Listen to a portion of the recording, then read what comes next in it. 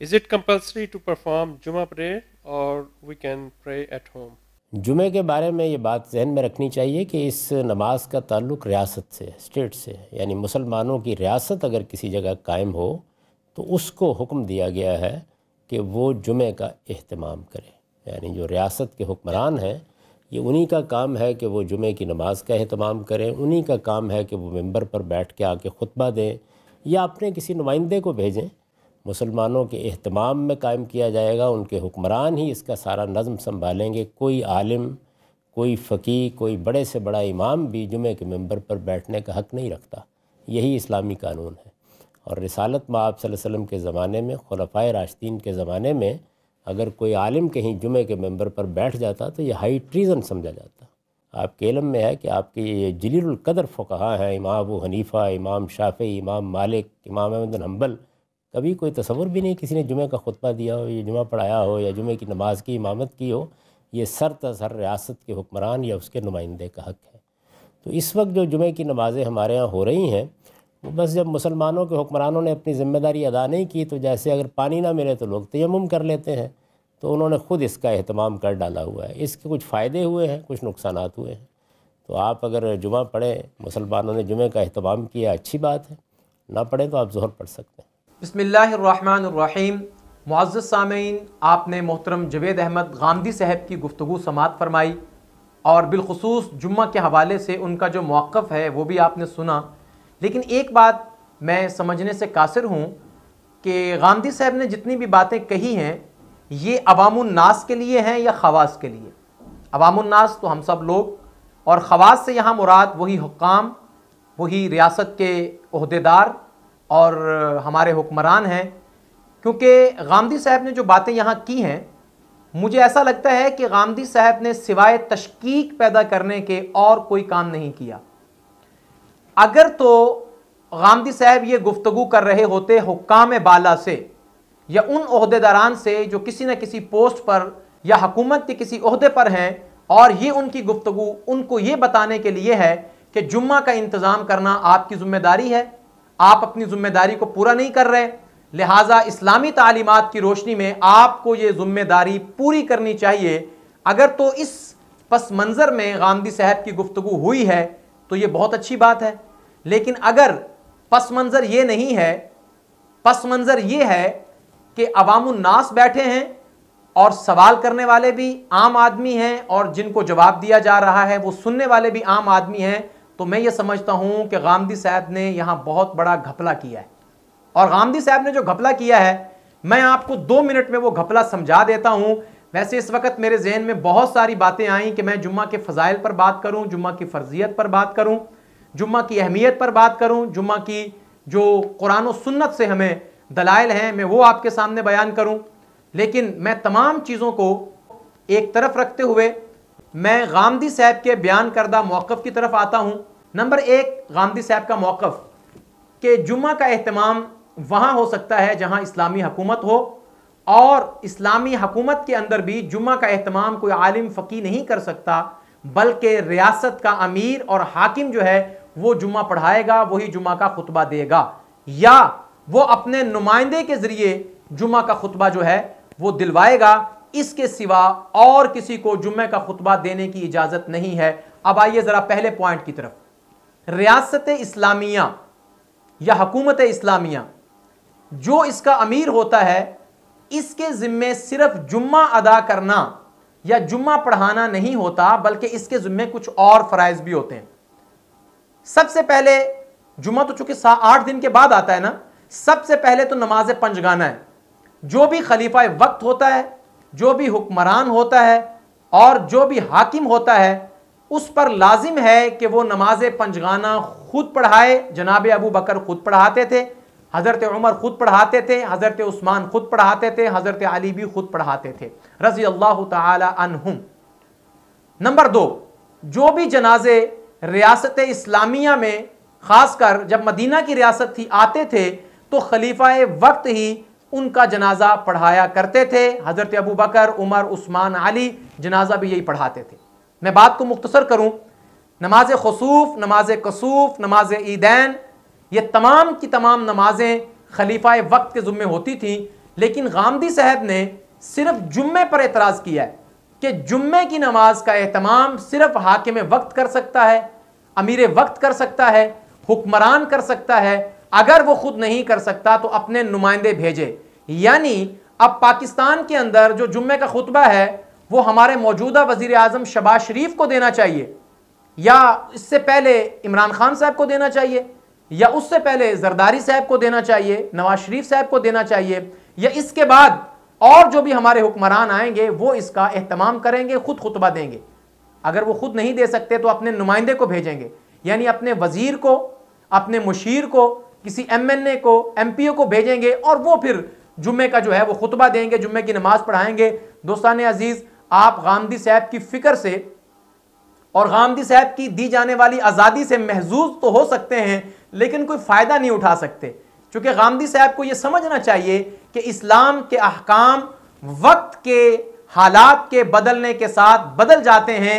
इसको दीन का बदलना नहीं कहते, बल्कि ये दीन का एहया होता है। इसलिए ये वाली बात तो गामदी साहब की, ये वाला ढकोसला तो नाकाम हो गया कि इस वक्त और गुज़िश्ता 400-500 साल से जो हमारी रियासतें हैं, अगर वो इस्लामी रियासत भी हैं तो उनका अमीर इस काबिल नहीं होता कि वो नमाज भी सही पढ़ सके, वो कुल हुवल्ला भी सही पढ़ सके, वो आपको सूरह फातिहा भी सही सुना सके। आपने देखा होगा कि नमाज ईद में जो साल के बाद पढ़ी जाती है, क्या उठक बैठक होती है, ऊपर जाने वाला नीचे जा रहा होता है और नीचे जाने वाला ऊपर जा रहा होता है। समझ नहीं आती कि ये तकबीर जो है ये जायद है या रकू की तकबीर है, बल्कि रकू की क्या, वो डायरेक्ट सजदे में ही चले जाते हैं। अब ऐसे हुक्मरान से गामदी साहब एक्सपेक्ट करते हैं कि वो नमाज जुम्मा पढ़ाएं, नमाज जुम्मा का एहतमाम करें और या अपने नुमाइंदे भेजें। नुमाइंदे भी ज़ाहिर उन्हीं जैसे होते हैं, लिहाजा गामदी साहब का ये ढकोसला तो मेरा ख्याल में फ्लॉप हो गया है। नंबर 2, गामदी साहब कहते हैं कि खुलफाए राशिदीन के दौर में या बाद वाले जो अदवार हैं इस्लामी हुकूमत में, कोई बड़े से बड़ा आलिम, कोई फ़कीह, कोई मुहद्दिस, कोई मुफस्सिर कभी भी जाकर जुम्मा के लिए मिंबर पर बैठकर खुतबा नहीं देता था, जुम्मा की नमाज नहीं करवाता था। गामदी साहब, इस बारे में आपकी तो तारीख मेरा ख्याल में काफ़ी अच्छी होनी चाहिए, लेकिन नहीं मालूम कि आपने ये वाला घपला करने की कोशिश क्यों की। चूंकि वो ज़माना जिसका आप जिक्र कर रहे हैं वो खैरुल कुरून का ज़माना है।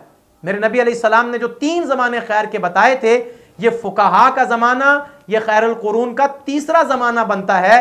इस वजह से वो हुक्मरान भी कुछ दीनदार थे, वो नमाज, रोज़ा, हज, ज़कात करने वाले थे, अहले अरब थे, अरबी ज़ुबान समझते थे, वो कुरान समझते थे, कुरान पढ़ते थे, तो वो कुछ ना कुछ इन मामलात को करते थे या इसके लिए कोई इंतज़ाम करते थे। ये वजह थी कि उस ज़माने में फ़ुक़हा को, मुहद्दिसीन को जुम्मा का एहतमाम करना नहीं पड़ता था, लिहाजा आपका ये ढकोसला और घपला भी नहीं चला, ये भी फ्लॉप हो गया।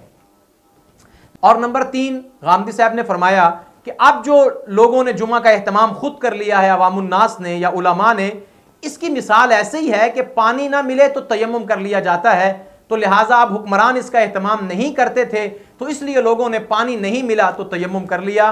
गामदी साहब, आपके इल्म में इजाफा तो नहीं कर रहा, लेकिन आपके इल्म को ज़रा थोड़ा सा मैं दस्तक देना चाहता हूँ कि पानी और मट्टी यानी वुज़ू करना और तयम्मुम करना ये दोनों फ़र्ज़ हैं। पाकी के लिए पानी के साथ वुज़ू करना फ़र्ज़ है, अगर पानी नहीं है तो मट्टी से तयम्मुम करना फ़र्ज़ है। आप मुझे बताइए कि अगर पानी ना मिले तो तयम्मुम हो सकता है, यह तो फ़र्ज़ है इस वजह से, तो क्या अगर हुक्मरान जुम्मा का एहतमाम न करें तो अवामुन्नास अगर जुम्मा का एहतमाम कर ले तो वो फ़र्ज़ समझ के करेगी या उसको गैर ज़रूरी समझ के करेगी? आपने तो कहा ना, मिसाल जो आपने दी है, आप उलमा जानते हैं कि पानी के साथ पाकी हासिल करना फ़र्ज़ है, अगर पानी ना मिले तो मट्टी के साथ, चूंकि नमाज के लिए पाकी शर्त है, पाकी उसके लिए लाजिम है। अब जुम्मा का एहतमाम अगर हुक्मरान नहीं करता और आवाम करता है तो इससे तो ये बात सादिक आती है कि जुम्मा फ़र्ज़ है, लेकिन अगर हुक्मरान नहीं कर रहा तो अवामुन्नास को चाहिए कि उसका एहतमाम करें। इससे अब आपको ये तो मानना पड़ेगा कि जुम्मा जो है ये फ़र्ज़ है। अगर आप कहते हैं नहीं नहीं ये तो मैंने नहीं कहा कि जुम्मा फ़र्ज़ है अवामुन्नास पर, मैं तो ये कह रहा था कि बस लोगों ने ऐसे कर लिया है, तो फिर मैं आपसे ये पूछना चाहूँगा कि अब आवाम के लिए आपकी क्या राय है कि आवाम जुम्मा पढ़े या ना पढ़े? अगर तो आप कहते हैं कि नहीं, आवाम के लिए कोई ज़रूरी नहीं है अगर हुक्मरान इसका एहतमाम नहीं करता, तो फिर मैं आपको वो तमाम हदीसें सुनाऊँगा जो नबी अलैहिस्सलातु वस्सलाम ने हुक्मरान के लिए नहीं आवाम के लिए फरमाई हैं।